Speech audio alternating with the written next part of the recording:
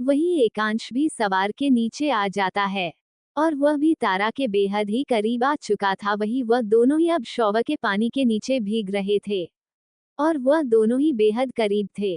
वही तारा भी अपनी नजर उठाकर एकांश के चेहरे को देखने लगती है।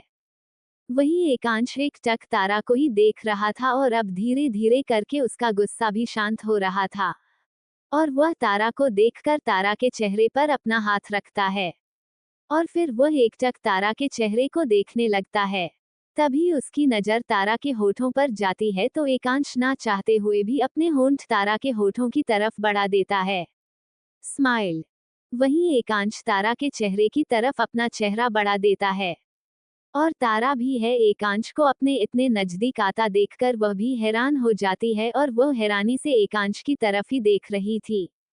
वही एकांश तारा के चेहरे पर अपना एक हाथ रखते हुए ही तारा के चेहरे को देख रहा था और वो अपने होंठों को तारा के होठों की तरफ बढ़ा रहा था।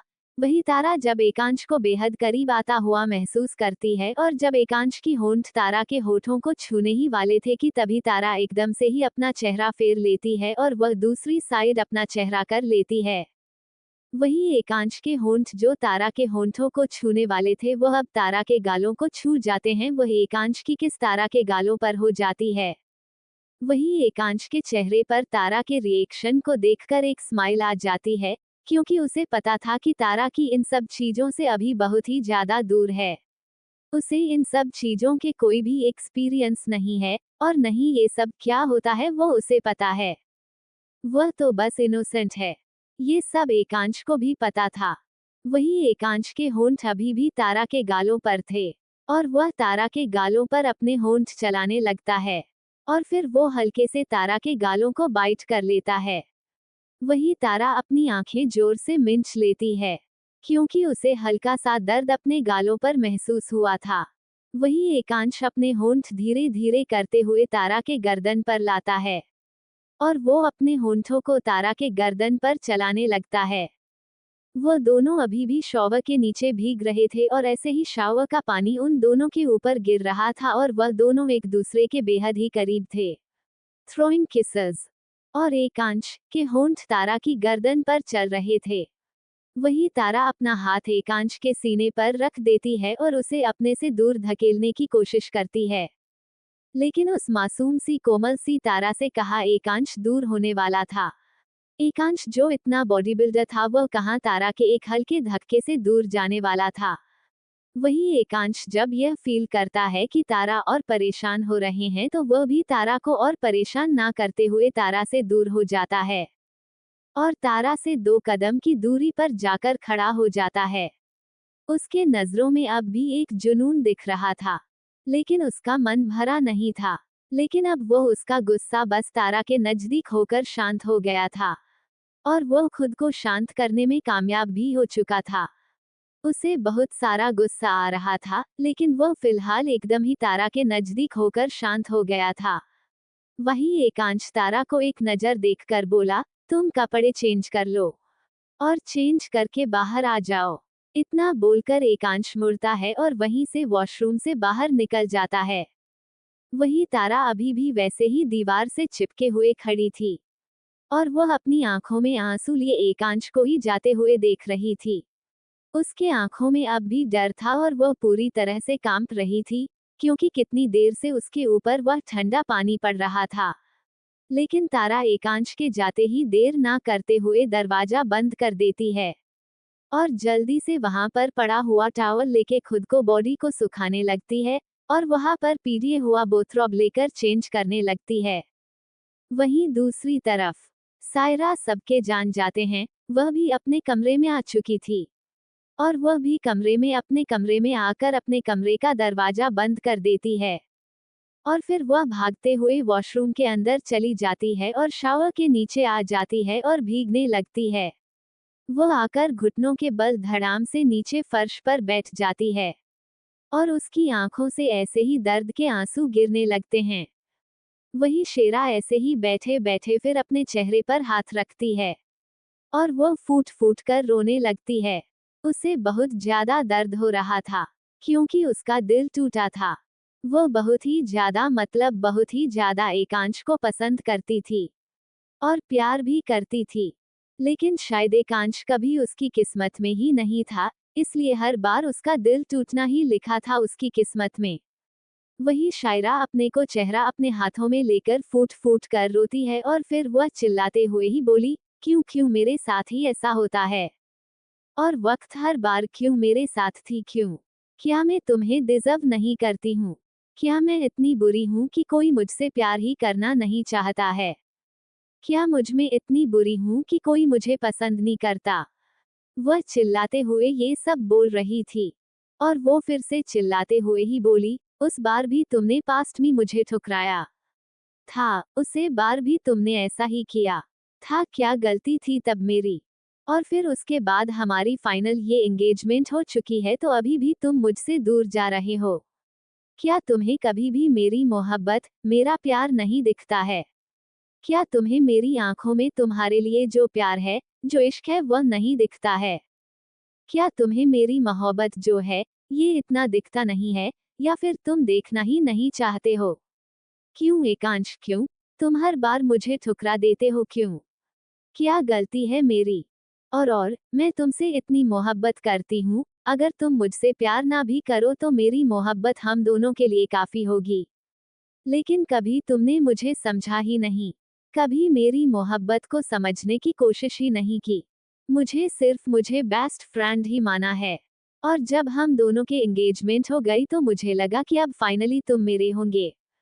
और जब हम दोनों की शादी हो जाएगी, तो सब कुछ सही हो जाएगा। और तुम भी मुझसे प्यार करने लगोगे। लेकिन नहीं, तुम्हें तो हर बार मुझे ठुकराना ही है। और शेरा ये सब चिल्लाते हुए ही बोल रही थी। शायरा की आंखों से आंसू अब भी बह रहे थे। और शायरा ऐसे ही घुटनों के बल बैठते हुए ही थोड़ी देर रोती रहती है। और फिर वह अपने शावर को बंद करती है और वह पूरी तरह से भीग चुकी थी और वह अपने आप को संभालती है। और फिर अपने आंखों से आंसुओं को साफ करते हुए ही बोली, नहीं, मैं कभी ऐसा होने ही नहीं दूंगी। तुम सिर्फ मेरे हो एकांश। तुम पर सिर्फ मेरा हक है। एकांश, तुम पर सिर्फ मेरे हो और मेरे ही रहोगे। You are only mine. चाहे कुछ भी हो जाए, लेकिन मैं तुम्हें मुझसे दूर जाने नहीं दूंगी। और यह मेरा खुद से ही वादा है। इतना बोलकर शायरा खड़ी होती है और वह भी कपड़े चेंज करने के लिए चली जाती है। वही दूसरी तरफ एकांश भी अपने कपड़े चेंज कर चुका था। और तभी उसके कमरे का डोर नॉक होता है। एकांश दरवाजा खोलता है तो सामने रामू काका थे। उसके हाथ में ब्रेकफास्ट की थाली थी। एकांश भी ब्रेकफास्ट ले लेता है और दरवाजा बंद करके वह कमरे में आ जाता है। तभी तारा भी अपने कपड़े चेंज करके और तैयार होकर वह भी बाहर आ जाती है। तभी एकांश बोला, चलो डॉल, ब्रेकफास्ट कर लो जल्दी से। हम आज तुम्हारे लिए शॉपिंग करने जाएंगे। और तुम्हें जो कुछ भी लेना है तुम ले लेना। वैसे भी इतने दिन हो चुके हैं, तुम मेरी कैद में रहकर थोड़ी सी बोर तो हो ही गई होगी। चलो कुछ नया ट्राई करते हैं। इतना बोलकर वह एक टेबल पर थाली रख देता है और तारा को इशारा करता है, खाना खाने का। वही तारा डरते डरते आगे बढ़ती, उसे खाना नहीं खाना था, लेकिन वो एकांश की बात को मना नहीं कर सकती थी। वह सोफे पर आकर बैठ जाती है और उसे ब्रेकफास्ट की थाली को घूरने लगती है। वही एकांश अपने बाल सेट करते हुए मिरर में से ही तारा को देख रहा था। वही तारा अब भी उसी थाली को घूर रही थी। तो एकांश भी देखता है कि तारा ब्रेकफास्ट नहीं कर रही है, तो एकांश अपनी भौहें चढ़ते हुए ही एक नजर तारा को देख वो फिर मुड़कर तारा की तरफ आने लगता है। वही तारा अभी भी वैसे ही बैठी थी। वही एकांश आके तारा के पास ही सोफे पर बैठ जाता है। और वह तारा को देखते हुए ही बोला, डॉल, क्या तुम उस थाली को घूर घूर कर ही जला देने का इरादा है क्या? और मैंने तुम्हें उस थाली में जो ब्रेकफास्ट रखा है उसे खाने को कहा है, ना ही तुम्हें डिश को घूरने के लिए। इतना बोलकर एकांश अपने हाथों में प्ले उठा लेता है और फिर वो उसमें एक निवाला बनाकर तारा के चेहरे की तरफ बढ़ा देता है। वही तारा भी जब एकांश को इतना करीब देखती हैं तो वह थोड़ा सा डर जाती है। उसे अभी अपने अंदर एक डर लग रहा था कि कहीं एकांश गुस्सा ना हो जाए और फिर से उसे कोई पनिशमेंट ना दे दे। इसलिए वह थोड़ी हैरान होते हुए एकांश को देखने लगती है। तभी एकांश बोला, ब्रेकफास्ट करो चुपचाप। वहीं तारा कुछ ना बोलते हुए एकांश को एकटक देख रही थी और फिर वह अपना मुंह खोलकर उसने निवाले को खा लेती है। वहीं एकांश इसी तरह तारा को ऐसे ही ब्रेकफास्ट कराता है। एकांश ने आज कुछ नहीं खाया था लेकिन फिर भी वह तारा को ब्रेकफास्ट कर रहा था। ब्रेकफास्ट कंप्लीट होने के बाद एकांश बोला, अगर तैयार होना है तो हो जाओ, हमें अब थोड़ी ही देर में मॉल के लिए निकलना है। वही एकांश की बात सुनकर तारा को डर लगने लगा था कि वो कहाँ ले जाने की बात कर रहा है और वहां पर कितने लोग होंगे और वो कैसे जाएगी सबके साथ। तारा को अपने अंदर एक बेचैनी और एक बहुत ही बड़ा वाला डर महसूस हो रहा था। उसे पता ही नहीं चल रहा था कि वह एकांश को क्या जवाब दे और क्या नहीं, कि उसे कहीं भी नहीं जाना है, उसे सिर्फ अपने घर जाना है। और तारा तो कभी नहीं कह सकती थी कि उसे अपने घर जाना है, क्योंकि तारा के घर जाने के नाम से ही एकांश बहुत ज्यादा गुस्से में आ जाता था, इसलिए वो गलती से भी अपने घर जाने की बात नहीं करना चाहती थी। वही एकांश भी तारा के चेहरे को ही देख रहा था, तारा के चेहरे पर बनते बिगड़ते हुए एक्सप्रेशन को देख रहा था। लेकिन एकांश फिर से बोला, डॉल मैंने तुम्हें कुछ कहा है, तुमने सुना क्या? और तभी तारा एकांश की तरफ देखते हुए ही वो डरते डरते हुए ही बोली, वो मुझे कहीं भी नहीं जाना है और यहाँ पर मेरे पास बहुत सारे कपड़े भी है और कपबोर्ड में भी बहुत सारे कपड़े हैं रखे हुए हैं और मुझे कुछ भी लेना नहीं है, तो मुझे कहाँ पर भी नहीं जाना है। वहीं एकांश जब तारा की बात सुनता है तो वह अपनी भौहें चढ़ाते हुए ही तारा की तरफ घूरने लगता है और वो बोला, मैंने तुम्हें पूछा नहीं है, बताया है कि तुम्हें मेरे साथ शॉपिंग करने के लिए आना है। वहीं तारा एकांश की बात सुनकर और थोड़ी हिम्मत करती है और बोली, लेकिन मैं नहीं आऊंगी आपके साथ, मुझे नहीं जाना है कहीं पर भी। वही एकांश जब तारा की ना सुनता है वह थोड़ा सा चीख जाता है और वह तारा की तरफ बढ़कर तारा के चेहरे पर अपना हाथ रखकर उस पर थोड़ा बना दबाव बनाते हुए ही बोला, अगर तुम्हें नहीं आना है तो कोई बात नहीं, लेकिन तुम्हारी मर्जी नहीं है तो कोई बात नहीं, लेकिन तुम्ही मेरी बात तो माननी ही पड़ेगी। यहाँ सिर्फ मेरी मर्जी चलती है, सिर्फ एकांत अग्निवंशी की मर्जी चलती है। जो एकांश अग्निवंशी बोलता है वही होता है और तुम्हें भी मेरी बात माननी ही होगी, चाहे कुछ भी हो जाए। और अब चलो तैयार हो जाओ, और मैं जब कहूँ तब चलो मेरे साथ, ठीक है डॉल? इतना बोलकर एकांश थोड़ी देर तारा को घूरता है और फिर वह तारा को छोड़कर आगे कमरे से बाहर निकल जाता है। वही तारा अभी भी वहीं पर ही खड़ी थी और उसके मन में एक डर आ रहा था, वो सबके सामने जाएगी कैसे? सब लोगों से सामना करनी तारा को डर लग रहा था, वह कैसे ये सब हैंडल करेगी? उसे तो बहुत ही ज्यादा सब लोगों से डर लगता था और वह कहीं पर भी नहीं जाना चाहती थी। वो कभी अपने घर से बाहर निकली ही नहीं थी, उसने कभी दुनियादारी देखी ही नहीं थी। लेकिन एकांश की बात वह टाल नहीं सकती थी, उसे एकांश की मर्जी का करना ही होगा। वही एकांश कमरे से बाहर निकालकर नीचे आ जाता है और वह अभी नीचे आया ही था कि उसका फोन बजता है। एकांश देखता है तो वीर का कॉल था। एकांश जब फोन को पिक करता है तो सामने से वीर बोला, एकांश क्या कर रहा है, आज ऑफिस क्यों नहीं आया है अभी तक? एकांश वीर की बात सुनकर बोला, वह मुझे थोड़ा सा काम था और आज मैं अपनी डॉल को लेकर मॉल के लिए जाने वाला हूँ, अगर तू भी फ्री है तो आज वहां पर। वीर बोला, मुझे कहीं पर भी नहीं आना है, तुम दोनों जाओ और एक बात ध्यान से, उसको तुम चोट मत पहुंचाना, वह बहुत ही इनोसेंट है। वही वीर की बात सुनकर एकांश थोड़े रूड आवाज में बोला, मुझे पता है मेरी डॉल कैसी है, तुम्हें मुझे बताने की जरूरत नहीं है। वही वीर जब एकांत की बात सुनता है तो वह उसके चेहरे पर एक शरारती स्माइल आ जाती है। वह बोला, जलन हो रही है किसी को? वही एकांश बोला, जालन और मुझे कभी नहीं, वह सिर्फ एक मेरा खिलौना है, वह सिर्फ मेरी डॉल है और कुछ नहीं। तभी वीर बोला, वह सब बातें छोड़ो और तू कब फ्री होने वाला है ये बता। एकांश बोला, मैं तेरी एक भी बात नहीं मानने वाला हूँ, मैंने कहा है कि तुम्हें मेरे साथ मॉल आना ही होगा तो तुझे आना ही होगा, समझा मेरी बात? इतना बोलकर एकांश कॉल कट कर देता है। वहीं दूसरी तरफ वीर अपने फोन को घूरते हुए ही बोला, ये लड़का कभी नहीं सुधरने वाला है, बेवकूफ कहीं का।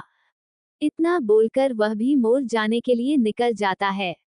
वही एकांश जब फोन में बात कर रहा था तो उसके से थोड़ी दूरी पर सायरा खड़ी थी और वह सब बातें एकांश की सुन रही थी। शायरा एकांश की बात सुन के वो रीना जी के कमरे की तरफ जाती है। रीना जी को अपना हथियार बनाने वाली थी और सायरा जाकर रीना जी के कमरे में आ जाती है। वही रीना जी कुछ बुक पढ़ रही थी। तभी वह सायरा को देखकर बोली, अरे सायरा बेटा आओ, क्या हुआ, बैठो यहाँ पर। कोई बात है क्या, तुम्हें परेशानी है कोई? तभी सायरा बोली, नहीं आंटी, मुझे कोई भी परेशानी नहीं है। वो मुझे एकांश के साथ मॉल में शॉपिंग के लिए जाना है। मेरा मूड थोड़ा सा खराब है, तो मैं कुछ बाहर जाकर फ्रेश होना चाहती हूँ और बस अपने बेस्ट फ्रेंड के साथ कुछ वक्त बिताना चाहती हूँ। तो आप एकांश से के कहो कि वह मेरे साथ आए। वही सायरा की बात सुनकर रीना जी बोली, हाँ हाँ क्यों नहीं बेटा, एकांश जरूर तुम्हारे साथ आएगा, चलो मैं एकांश से बात करती हूँ। इतना बोलकर वह खड़ी हो जाती है और उसके साथ शायरा भी, इसके चेहरे पर एक डेविल स्माइल आ जाती है। वह बोली, मेरे साथ तुम्हें आना ही होगा एकांश, चाहे कुछ भी हो जाए। वही रीना जी और शायरा दोनों ही बाहर आ जाती है। वही एकांश अभी हॉल में ही था कि तभी शेरा और रीना जी उसके पास आकर खड़ी हो जाती है। रीना जी एकांश से बोली, तुम आज सायरा को शॉपिंग के लिए जाना है तो तुम और सायरा दोनों ही शॉपिंग के लिए साथ में जाओ और शायरा की हेल्प कर दो। तभी एकांश शायरा की तरफ देखते हुए ही बोला, अगर तुम्हें शॉपिंग पर जाना है तो तुम वीर को साथ ले जाओ, वह अभी फ्री ही है। सायरा बोली, नहीं एकांश तुम चलो ना, तुमसे अच्छा और मुझे कौन जान सकता है, मुझे क्या चाहिए और क्या नहीं उसमें तुम ही मेरी हेल्प कर सकते हो, और मैं तुम्हारे साथ ही जाऊंगी। वही एकांश शायरा की जिद देखकर कुछ अपने मन में सोचता है और बोला, ठीक है चलो, और वैसे हम दोनों अकेले नहीं जाने वाले हैं, मेरी डॉल भी मेरे साथ जाने वाली है। हम दोनों का पहले ही प्लान बना हुआ था। मैं अपनी डॉल को शॉपिंग के लिए जाने वाले थे, लेकिन अब तुम भी आ रही हो तो चलो साथ में। इतना बोलकर एकांश सीढ़ियों की तरफ बढ़ जाता है और वह अपने फ्लो पर आकर अपने कमरे अड्डे की तरफ आ जाता है। वही शायरा जब एकांश ढोल वाली बात सुनती है तो उसका चेहरा उतर जाता है और उसके चेहरे पर एक निराशा आ जाती है। तभी रीना जी सायरा को देख रही थी, वह बोली, बेटा सायरा थोड़ी धीरज रखो, एकांश जाएगा और तुम दोनों की एंगेजमेंट भी हुई है तो मैं एकांश को समझने की कोशिश करूंगी, अगर वह समझ जाए तो, वरना वो किसी की सुनता तो है नहीं, सिर्फ उसकी ही मर्जी चलती है हर जगह। तुम्हें तो पता ही है कि एकांश कैसा है। तभी सायरा बोली, हाँ आंटी मुझे पता है, एकांश कभी भी किसी की नहीं सुनता है। तभी रीना जी बोली, अब जाओ और तैयार हो जाओ जल्दी से, और एकांश के साथ शॉपिंग करने के लिए जाना है। और सायरा बोली, जी आंटी, इतना बोलकर वह भी अपने कमरे में तैयार होने के लिए चली जाती है। वही एकांश अपने कमरे में आता है। तारा मिरर के सामने खड़ी थी और वह खुद को देख रही थी, वह भी अब पूरी तरह ही तैयार हो चुकी थी। एकांश तारा को देखता है तो वह तारा की तरफ अपने कदम बढ़ा देता है, और वह भी तारा के पीछे मिरर में जाकर खड़ा हो जाता है और फिर वह धीरे धीरे करके तारा के करीब आने लगता है। वही तारा, वह भी मिरर में से एकांश को ही देख रही थी। तभी एक एकांश आरख तारा की कमर पर हाथ रखता है और फिर वो तारा पीछे से अपनी बाहों में भर लेता है। उसके कंधे पर अपना चेहरा टिकाते हुए ही बोला, मेरी बेबी डॉल तो आज बहुत ही ज्यादा हॉट लग रही है, माय हॉट डॉल। और लगता है आज कहीं पर आग लगने वाली है, या फिर किसी की मौत आने वाली है। वही तारा एकांश की बात समझने की कोशिश कर रही थी। वह बोली, मौत आने वाली है, यह आप क्या बात कर रहे हैं, ऐसे कैसे आप बोल रहे हैं, किसकी मौत क्यों आने वाली है? वही एकांश की बातों का मतलब था कि आज वह दोनों ही शॉपिंग पर जाएंगे और अगर किसी ने भी उसकी डॉल पर एक भी नजर देखा या फिर उसकी डॉल को गंदी नजरों से देखने की भी हिम्मत की तो आज उनकी मौत तय है। एकांश तो द ब्लैक डेविल ही था, उससे कोई कैसे बच सकता था, और जब बात उसकी डॉल की हो तब तो बात ही अलग होती है। वही एकांश तारा को देखकर मिरर में देखते हुए अपना चेहरा तारा के चेहरे के नजदीक ले जाता है और फिर वह पीछे से ही अपने गाल को तारा के गालों पर टच करते हुए ही बोला, माय इनोसेंट बेबी डॉल। वही एकांश को इतना बेहद करीब देखकर तारा डरते हुए ही बोली, वो शॉपिंग पर नहीं जाना है क्या? तारा को शॉपिंग पर जाने की जल्दी तो नहीं थी, लेकिन उसे एकांश से डर लग रहा था। और एकांश तो उसके बेहद ही करीब था, तो वो उससे दूर जाना चाह रही थी। वही एकांश भी तारा की बातों का मतलब समझ रहा था, लेकिन वह कुछ ना बोलते हुए तारा से दूर होता है। और फिर उसका हाथ अपने हाथों में उलझाते हुए ही बोला, लेट्स गो डॉल। इतना बोलकर वह दोनों कमरे से बाहर निकल जाते हैं। वहीं तारा अपनी नजर नीचे किए हुए ही एकांश के पीछे पीछे चल रही थी, या फिर यह भी कह सकते हैं कि वह दौड़ रही थी। तारा एकांश के साथ पीछे पीछे ही आ रही थी और वह दोनों ही हाथों में हाथ लिए सीढ़ियों से उतर रहे थे। वहीं सायरा भी हॉल में आ चुकी थी। वह पूरी तरह से परफेक्ट तैयार हो चुकी थी। वह भी बहुत ही ज्यादा खूबसूरत लग रही थी। तभी सायरा की नजर सीढ़ियों की तरफ जाती है और वह जब एकांश और तारा को हाथों में हाथ डाले हुए देखते हैं तो उसके मन में एक आग लग जाती है और वह उन दोनों के हाथ को घूरने लगती है। शेरा एकटक उन दोनों को देख रही थी और उन दोनों के हाथ घूर रही थी। वही आसपास कोई भी नहीं था कि तभी सायरा के पीछे कोई आता है और उसके कंधे पर हाथ रखकर बोला, तुम्हें अच्छा नहीं लग रहा है ना बेटा, उन दोनों को इस साथ में देखकर। वही तभी शारा के कंधे पर उसके पीछे से हाथ रख कर बोला, तुम भी उन दोनों को देखकर अच्छा नहीं लग रहा है ना बेटा। तभी सायरा चौंक जाती है। एकदम से ही वह एक झटके के साथ ही मुड़कर उसके पीछे जो था वो उसे देखने लगती है। तभी उसके पीछे कोई और नहीं बल्कि मनीषा जी थे। मनीषा जी बोली, अरे रिलैक्स बेटा, इतनी ज्यादा शौक मत हो जाओ, वह मैं ही हूँ, तुम घबराओ मत। और मुझे पता है तुम्हें एकांश और उस लड़की को देखकर बिल्कुल भी अच्छा नहीं लग रहा है, लेकिन तुम चिंता मत करो, तुम्हारा एकांश सिर्फ तुम्हारा ही रहेगा। एकांश की एंगेजमेंट तुम्हारे साथ हुई है तो वो तुम्हारा ही रहेगा, तुम फिक्र मत करो। तभी सायरा थोड़ी शांत होती है और वह बोली, लेकिन आंटी यह कैसे पॉसिबल होगा? क्या एकांश मेरा हो सकता है? तभी मनीषा बोली, क्यों नहीं हो सकता है? यह अतीत में जो कुछ भी हुआ उसे जाने दो, उसे भूल जाओ। लेकिन अब एकांश तुम्हारा हो सकता है, क्योंकि रास्ते पर सारे कांटे हट गए हैं और ये लड़की यह तो मेरे दाएं हाथ का खेल है, इसमें हटाकर ही रहूंगी एकांश की लाइफ से। तभी सायरा बोली, लेकिन हमें कुछ गलत नहीं करना है आंटी, किसी के साथ। मुझे सिर्फ एकांश चाहिए और कुछ नहीं। तभी मनीषा जी बोली, तुम्हें तुम्हारा एकांश मिल जाएगा, रिलैक्स हो जाओ, मैं कुछ सोचती हूँ इसके बारे में। अभी तुम फिलहाल एकांश के साथ रहो, जाओ शॉपिंग करने और उसके साथ जितना भी हो सके उतना एकांश के साथ ही रहना और एंजॉय करो, जाओ। वही सायरा भी मनीषा जी की बात सुनकर मुस्कुराने लगती है। तभी एकांश नीचे हॉल में तारों को लेकर आ जाता है। तारा अपना हाथ छुड़ाने की कोशिश करती है, लेकिन एकांश उसका हाथ कस के पकड़ के तारों को अपने बेहद करीब कर लेता है और बोला, चल इशारा, हमें देर हो जाएगी वरना। तभी सायरा बोली, हाँ क्यों नहीं।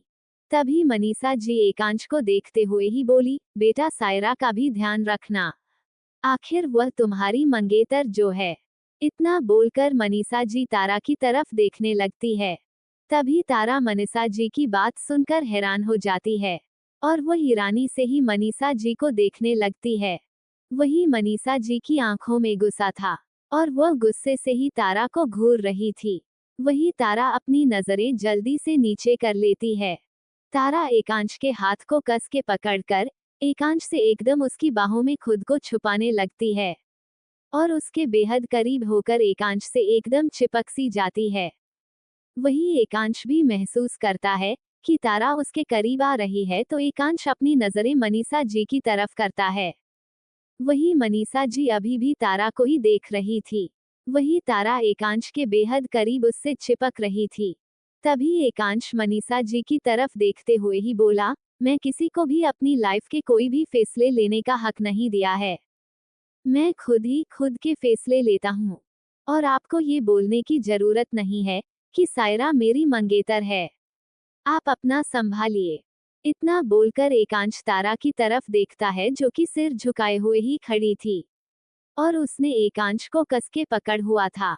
वही एकांश फिर नीचे झुकता है और नीचे झुककर तारा को एक झटके में ही अपने गोद में उठा लेता है।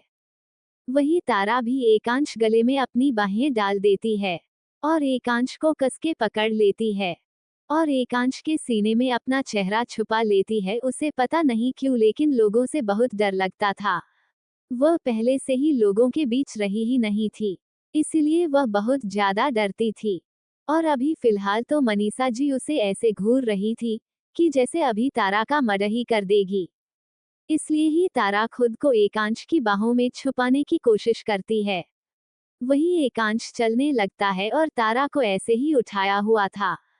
वही एकांश तारा को अपने इतना पास आता हुआ देखकर एकांश के चेहरे पर एक मुस्कान आ जाती है और वह तारा को ऐसे ही गोद में लिए हुए ही आगे बढ़ जाता है। वही शेरा उन दोनों को गुस्से से ही देखने लगती है।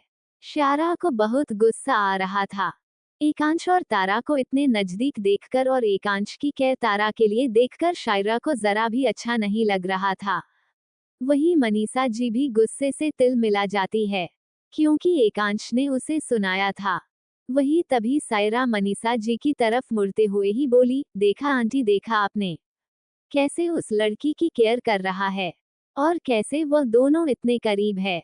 तभी मनीषा जी बोली, अभी तुम कुछ मत करना, जितना हो सके एकांश के आसपास ही रहो और जाओ एकांश के साथ एंजॉय करो। अस लड़की का क्या करना है वो मैं बाद में सोचती हूँ कुछ। तभी शायरा जी आंटी बोलकर एकांश के पीछे आ जाती है और वो एकांश के साथ चलने लगती है। वो उसके पीछे ही आ जाती है। उसे बहुत गुस्सा आ रहा था लेकिन वह क्या ही कर सकती थी। वही एकांश तारा को लेकर अपनी गोद में लेकर ही वो कार में बैठ जाता है पीछे की सीट पर। अभी भी तारा उसकी गोद में ही थी। वही सायरा भी उसके साथ बैठना चाहती थी लेकिन तारा थी तो वह कैसे बैठ सकती थी, इसलिए वह आगे वाली सीट पर आकर बैठ जाती है। वहीं ड्राइवर जाकर कार स्टार्ट करता है और फिर उनकी कार सड़क पर दौड़ने लगती हैं। वही एकांश तारा की कमर पर हाथ रखता है और उसे हल्का सा अपने से दूर करता है। वही तारा भी एकांश से दूर होती है और एकांश को देखने लगती है। वही एकांश तारा के बालों को उसके कानों के पीछे करता है और बोला, डॉल, तुम्हें लोगों से इतना डर क्यों लगता है? तुम लोगों के बीच रहना सीख जाओ और जब तक मैं तुम्हारे पास हूं तो तुम्हें किसी से भी डरने की जरूरत नहीं है, लेकिन मुझे डरने की जरूरत है तुम्हें।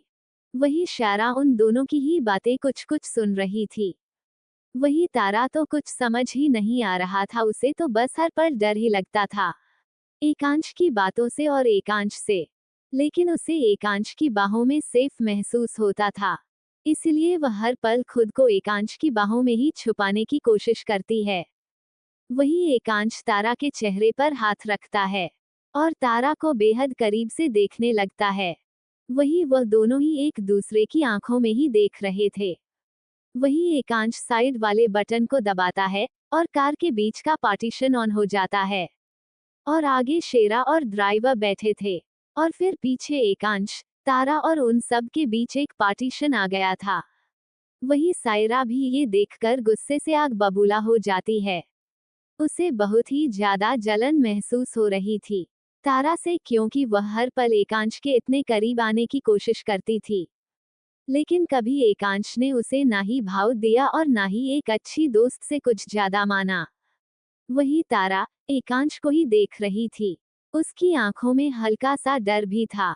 तभी एकांश तारा के चेहरे के बेहद करीब आ जाता है और वो तारा के होठों की तरफ अपने होंठ बढ़ा देता है। तभी तारा अपना चेहरा फेर लेती है। वही एकांश को पता था कि तारा ऐसा ही कुछ करेगी, इसलिए वह तारा के कमर को कस के पकड़ता है और उसे अपने जिस्म से एकदम से ही चिपक लेता है और फिर तारा की गर्दन पर अपने होंठ रख देता है और तारा की को गर्दन को चूमने लगता है। वहीं तारा इस एहसास से एकदम से ही उसके रोंगटे खड़े हो जाते हैं और वह एकांश के सीने पर अपना हाथ रखकर उसे दूर करने की कोशिश करती है, लेकिन एकांश ने तारा को बेहद कस के पड़ा हुआ था। वही एकांत अपने होंठ तारा के गर्दन पर चला रहा था। उसे किसी और से कोई फर्क ही नहीं पड़ रहा था, वो तो हर पल अपने मन की ही करना चाहता था। वही एकांश बेहद पैशन के साथ तारा की गर्दन पर किस कर रहा था।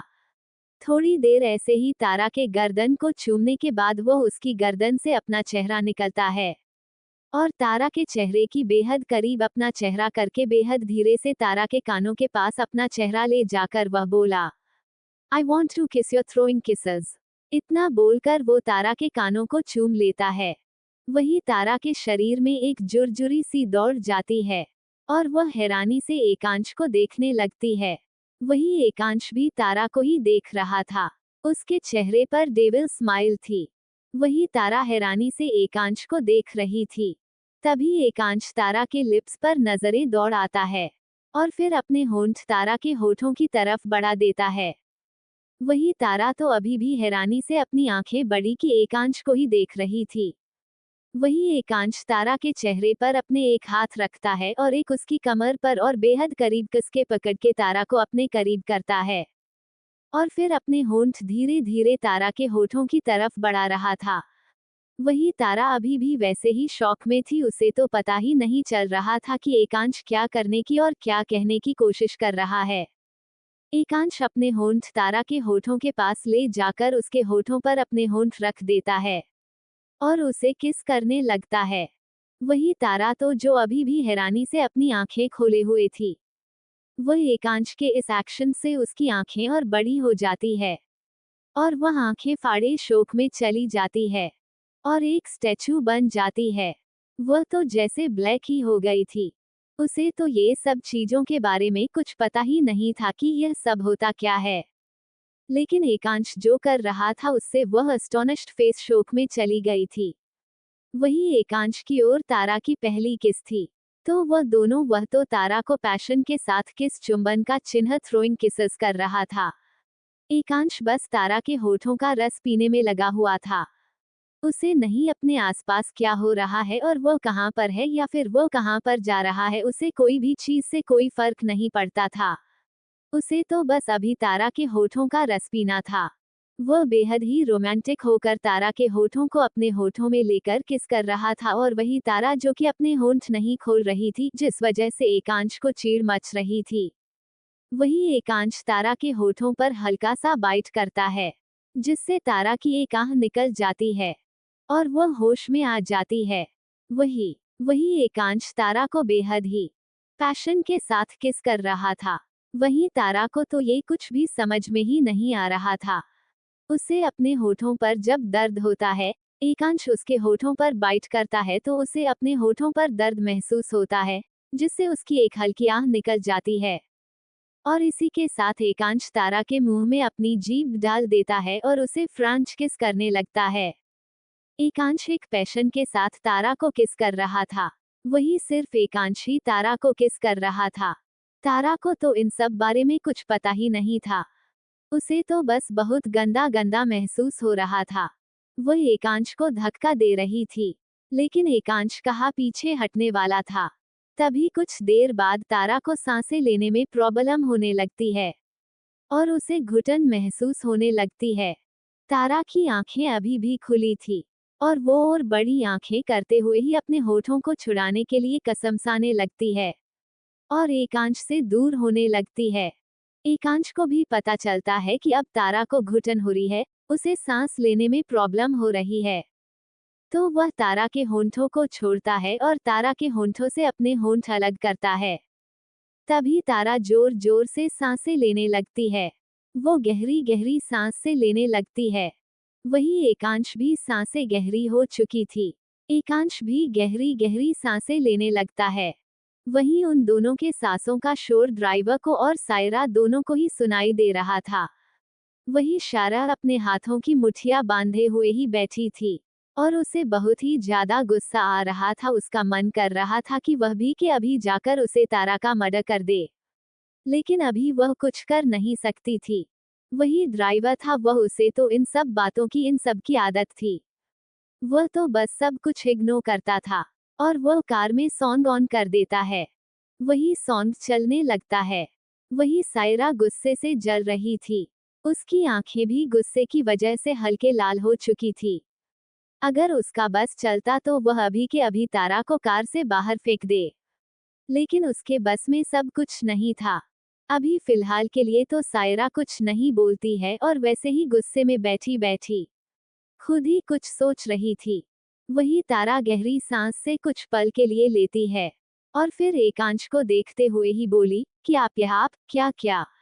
वो इतना ही बोली थी कि तभी एकांश उसके होठों पर अपना एक उंगली रखकर उसे चुप कराते हुए ही बोला, अभी कुछ मत बोलो डॉल। जो भी बोलना है तुम जब हम दोनों अकेले हो तब बोल देना मुझे। मैं सब कुछ सुन लूंगा, तुम्हारी बात। वही तारा की आंखों से आंसू बह रहे थे, क्योंकि जब एकांश उसे किस कर रहा था तभी उस ये सब कुछ अच्छा नहीं लग रहा था और उसकी आंखों से आंसू बहने लगते हैं। और अब भी तारा की आंखों से आंसू बह रहे थे। वही है कांच अपनी उंगली उसके होठों से हटाता है और दोनों हाथों से ही तारा का चेहरा पकड़कर उसके आंसू साफ करता है और बोला, तुम तो इतने से ही डर गई और हार मान गई डॉल। अभी तो तुम्हें बहुत कुछ सीखना है। तभी तारा बोली, लेकिन यह मुझे कुछ नहीं सीखना, मुझे गंदा गंदा लगता है। तभी एकांश तारा को अपने एक झटके के साथ ही उसकी कमर में हाथ डालकर अपने बेहद करीब खींचता है। लेकिन तभी तारा, जो कि पूरी तरह से एकांश की बाहों में थी, वह जाकर एकांश के गले लग जाती है और उसके हाथ भी एकांश के पीठ पर आ जाते हैं। वही एकांश पहले एक पल के लिए हैरान सा हुआ, लेकिन फिर वह तारा को अपने गले से लगाते हुए ही बेहद कस के पकड़ते हुए उसे अपने गले से लगाते हुए ही वैसे ही तारा को अपने गले से लगाए हुए ही उसकी पीठ पर हाथ रखता है और उसके सिर पर हाथ फेरने लगता है। वह बोला, क्योंकि तुम इनोसेंट हो डॉल, अभी तुम्हें कुछ पता ही नहीं है। लेकिन डोंट वरी, मैं तुम्हारे साथ हूं ना, मैं तुम्हें सब कुछ सिखा दूंगा और आगे तो बहुत कुछ सीखना तुम्हें बाकी है। वही तारा एकांश की बाहों में वैसी ही रहती है और अपना चेहरा एकांश के कंधों पर रख देती है और वह खुद को एक एकांश बाहों में ढीला छोड़ देती है। उसे एकांश की कोई भी बात समझ नहीं आ रही थी, लेकिन फिर भी वह समझने की कोशिश कर रही थी। वही एकांश बोला, बस अब थोड़ी देर चुप रहो, हम कुछ वक्त बाद मॉल पहुंच जाएंगे। वही तारा भी कि वैसे ही बैठी रहती है और अपनी आंखें बंद कर लेती है। वहीं करीब 1 घंटे बाद उनकी कार एक बड़े से मॉल के बाहर आकर रुकती है, जो कि बहुत ही आलीशान लग रहा था। वही एकांश पार्टीशन ऑफ कर देता है। वह तभी सायरा आगे के मिरर से पीछे बैठे हैं, एकांश और तारा देखने लगती हैं। वही जब सायरा की नजर तारा पर जाती है, जो कि तारा एकांश की बाहों में बेहद ही करीब से एकांश को गले लगाए हुए ही थी, ये देखकर सायरा का खून उबलने लगता है। वह उसका सिर फटने को तैयार था, उसे इतना गुस्सा आ रहा था, लेकिन फिलहाल वह कुछ नहीं कर सकती थी, इसलिए वह उन दोनों को घूरते हुए ही वैसे ही बैठी रहती है। तभी एकांश अपनी बाहों में तारा का उसका चेहरा पकड़कर दूर करता है। तभी तारा एकांश बाहों में भी ऐसे ही उसे गले लगाए हुए ही सो चुकी थी। वही एकांश जब तारा को सोते हुए फिर से देखता है तो वह बोला, यह मेरी डॉल इतनी आलसी क्यों है, कितनी देर सोती है, पता नहीं ये पिछले जन्म में कुंभकर्ण थी क्या। इतना बोलकर वह अपना सिर हिला देता है, जैसे कह रहा हो कि इसका कुछ नहीं हो सकता है। फिर एकांश तारा के गालों पर अपना हाथ रखता है और बोला, डॉल उठ जाओ, कितना सोती हो तुम, या फिर मैं तुम्हें कार से बाहर फेंक दूं। डॉल उठ रही हो या नहीं। इतना बोलकर एकांश तारा का चेहरा थपथपाता है, तो तारा अपनी आंखें धीरे धीरे खोलती है।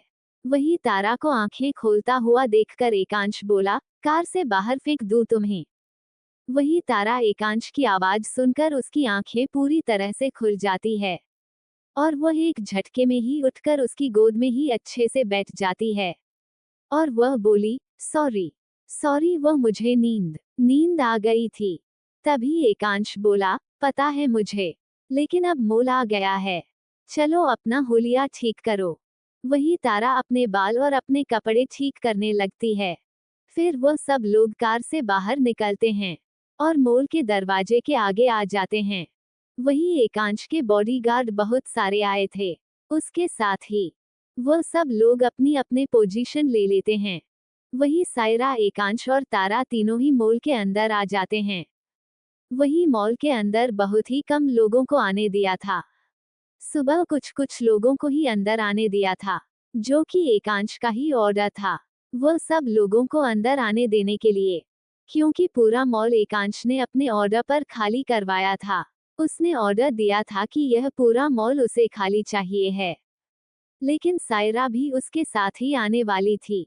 ये सुनकर उसने फिर से एक ऑर्डर दिया था कि कुछ और लोगों को मॉल के अंदर आने दिया जाए, जिससे यही लगे कि यह मॉल खाली नहीं करवाया है, बस बहुत कम लोग वहां पर शॉपिंग करने आए हैं, ऐसा ही लगना चाहिए।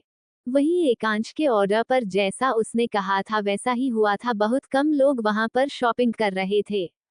वही शेरा इतने बड़े मॉल को इतने कम लोगों को देखती हैं, तो वो एकांश से बोली, एकांश तुम्हें नहीं लगता कि आज यहाँ पर बहुत कम लोग हैं? वही एकांश, जो कि तारा की कमर पर हाथ रखे हुए थे और वो तारा को अपने करीब ही रखकर चल रहा था, वो शायरा की बात सुनकर बोला, इसमें हम क्या कर सकते हैं? अगर कम लोग हैं तो तुम्हें क्या कुछ प्रॉब्लम हो रही है कम लोगों को देखकर? तभी शेरा बोली, नहीं नहीं, मेरा मतलब वह नहीं था। मैं बस यही सोच रही थी कि आज यहाँ पर इतनी भीड़ कम क्यों है, क्योंकि यह बहुत ही फेमस मॉल है।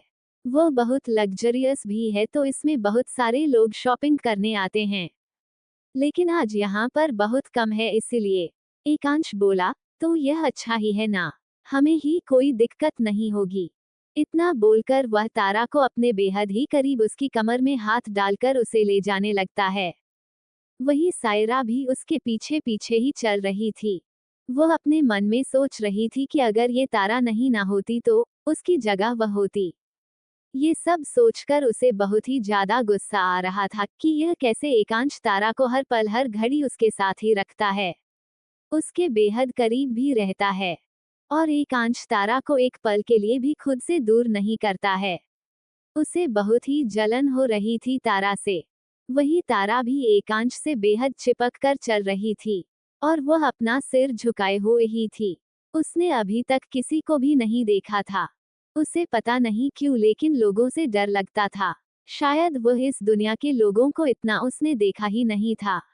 वो उन लोगों के बीच रही ही भी थी, इसीलिए उसे इतना ज्यादा डर लगता था लोगों से, कि कहीं कोई इस कुछ कर ना दे। उसे हर पल बस यही डर लगा रहता था। वही एकांत भी तारा का डर उसके चेहरे पर देख रहा था।